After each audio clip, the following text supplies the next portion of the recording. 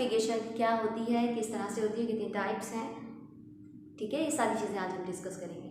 Electronic configuration क्या होती है? सबसे पहले तो इलेक्ट्रॉनिक कॉन्फ़िगरेशन बेसिकली इलेक्ट्रॉन्स की डिस्ट्रीब्यूशन होती है शेल्स और सब शेल्स में। यानी कि अगर एक एटम है, एटम में आपको पता है कि क्या होते हैं, न्यूक्लियस सेंटर में होता है और उसके गिर्द क्या होते हैं, शेल्स होते हैं जिनमें इलेक्ट्रॉन्स क्या कर रहे होते हैं, रिवॉल्व कर रहे होते हैं, घूम रहे होते हैं।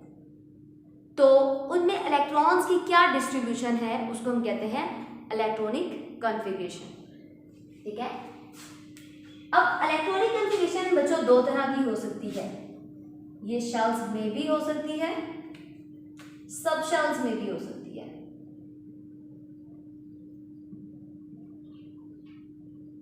शेल्स क्या होते हैं? अगर ये एटम है, ठीक है, ये न्यूक्लियस, ये इसके गिर्द क्या है, शेल्स के एल एम, और फर्दर अगर मूव करें ऐसे आगे बढ़ते जाइए। और सब शेल्स क्या होते हैं? जो शेल्स के अंदर पाए जाते हैं उनको सब शेल्स कहा जाता है। तो इनमें इलेक्ट्रॉन्स की डिस्ट्रीब्यूशन किस तरह से होती है उसको हम कहते हैं इलेक्ट्रॉनिक कॉन्फ़िगरेशन। अब इलेक्ट्रॉनिक कॉन्फ़िगरेशन अगर हम बच्चों शेल्स के लिहाज से देखते हैं, हम यहाँ पे 4 बेसिक ले रहे होते हैं, के एल एम एन।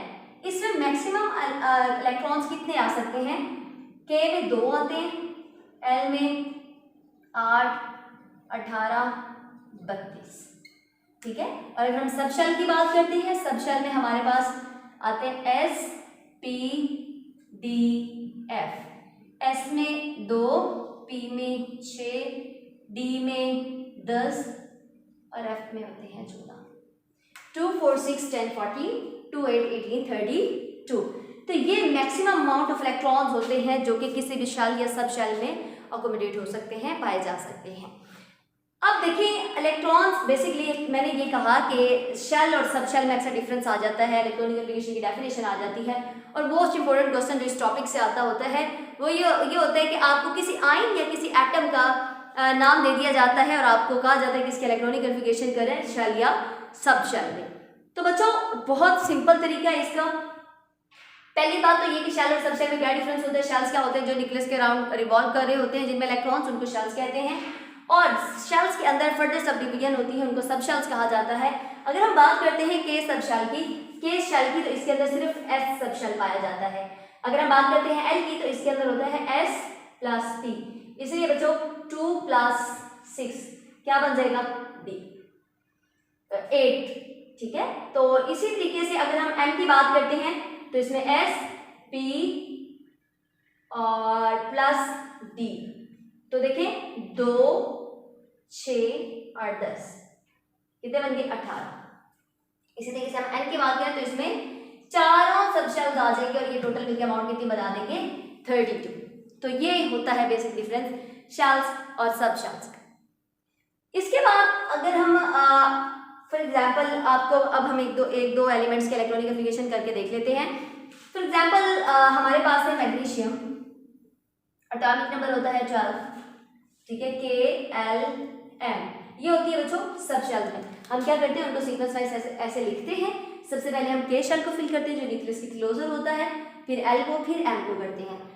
के में कितने मैक्सिमम इलेक्ट्रॉन्स आ सकते हैं? 2। एल में कितने आ सकते हैं? 8। तो ये टोटल कितने हो गए? 10। बाकी कितने बच गए हैं? सिर्फ 2 इलेक्ट्रॉन्स। तो यहाँ पे क्या आ जाएगा? 2, ठीक है।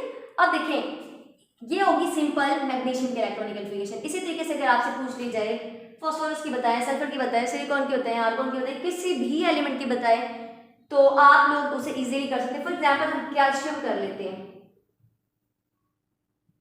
एटॉमिक नंबर होता है 20, 2, 8, 10, ठीक है। बाकी पीछे कितने बच गए हैं? और इसी को समटाइम आप लोग अक्सर देखेंगे 2, 8, 8, 2 इस तरह भी करते होते हैं क्योंकि ये सेकंड ग्रुप का मेंबर है। इसके आफ्टर में कितने कितने इलेक्ट्रॉन आने चाहिए? 2, 2। क्लियर। इसी तरीके से बच्चों हम फास्फोरस है, सिलिकॉन है, सल्फर है, हम किसी भी एलिमेंट की इलेक्ट्रॉनिक कॉन्फ़िगरेशन कर सकते हैं। बात करें अगर हम सब शेल्स की तो सब शेल्स हमारे पास sp-d-f है। s में 2 इलेक्ट्रॉन, p में 6, d में 10 और f में 14 होते हैं। इसी तरीके से हम इनकी भी करते होते हैं। फॉर एग्जाम्पल हमारे पास है सोडियम 11, वो कहते हैं इसके सब शेल में बताओ, तो आपको मे बी क्या आता होगा कि स्कूल पब्लिक स्कूल वाला फॉर्मूला जिसमें हम सब शेल्स की इलेक्ट्रॉनिक कॉन्फ़िगरेशन करते हैं, इंशाल्लाह हम वो भी अगर मैनेज होता है तो हम वो भी इंशाल्लाह वो देखेंगे कि वो किस तरह से बनाया जाता है। अच्छा आप देखें हमारे पास है बच्चों सोडियम, तो इसके हम करते हैं 1s2 2s2 2p 6 3s2 3p कितने हो गए 2 4 6 10 2 12, बल्कि ज्यादा हो गए तो हम क्या कर देंगे एक कम कर देंगे। आखिरी शेल में सिर्फ उतने ही इलेक्ट्रॉन्स रखते हैं जितने बाकी बच जाए, ठीक है। जरूरी नहीं है कि आखिरी जो हमारे पास शेल या सब शेल आ रहा है उसको हम कंप्लीट फिल करें। अक्सर बच्चों की कंफ्यूजन होती है 9th क्लास में। अच्छा इसके बाद है हमारे पास कि हमने ये फॉर्मूला कैसे होता है, कैसे लिखा जाता है, स्कूल स्कूल पब्लिक स्कूल। अब देखिए हमारे पास होते हैं बच्चों 7, हम पीरियड्स वाइज डिस्ट्रीब्यूट कर लेते हैं और ऐसे हम लिखें एस पी डी एफ, फिर ऐसे लिखते जाते हैं एस पी डी और एफ। अब इसमें हमें ये फॉर्मूला बनाना है बेसिकली जो स्कूल पब्लिक स्कूल वाला है, तो ये किस तरह से बनाएंगे इधर देखिए। हमारे पास सबसे फर्स्ट हम कटिंग करते हैं इसकी,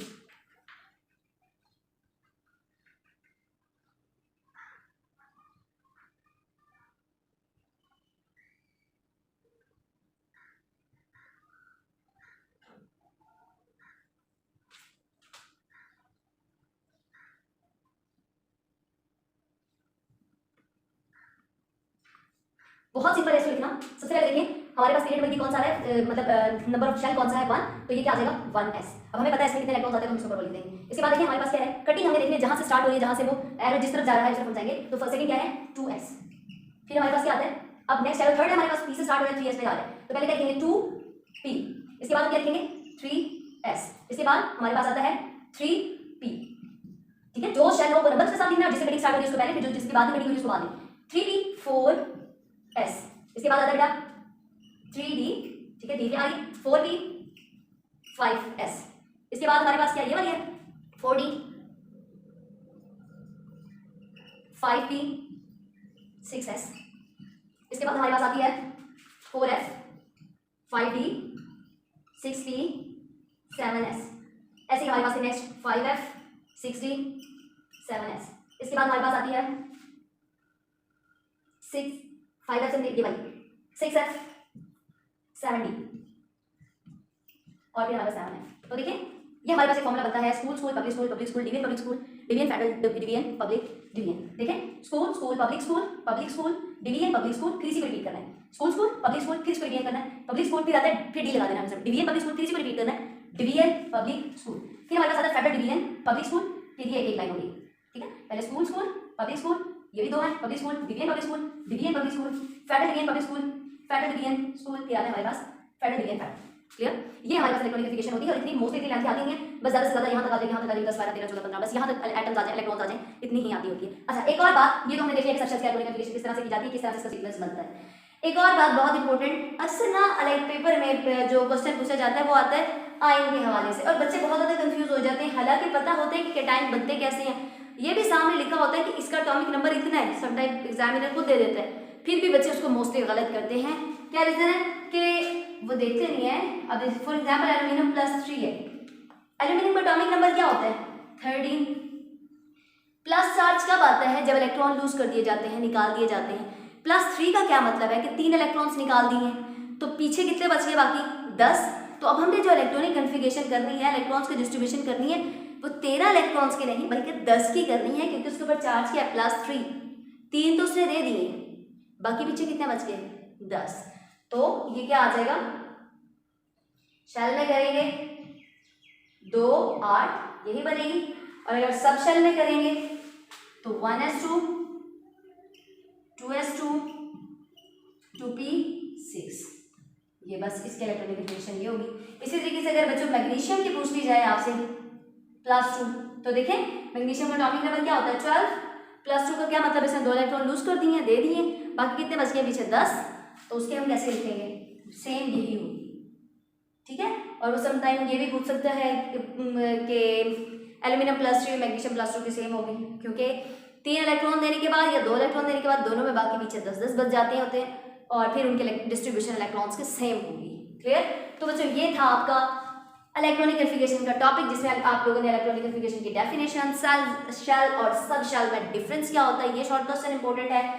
फिर आपको ये पता होना चाहिए कि ये सीक्वेंस क्या है, स्कूल वाला फॉर्मूला क्या है। फिर आपको ये पता होना चाहिए कि इलेक्ट्रॉन्स को डिस्ट्रीब्यूट कैसे कैसे करते हैं, ये याद करना है आप लोगों ने कि शेल्स में इतने मैक्सिमम इलेक्ट्रॉन्स आते हैं, सब शेल्स में इतने आते हैं।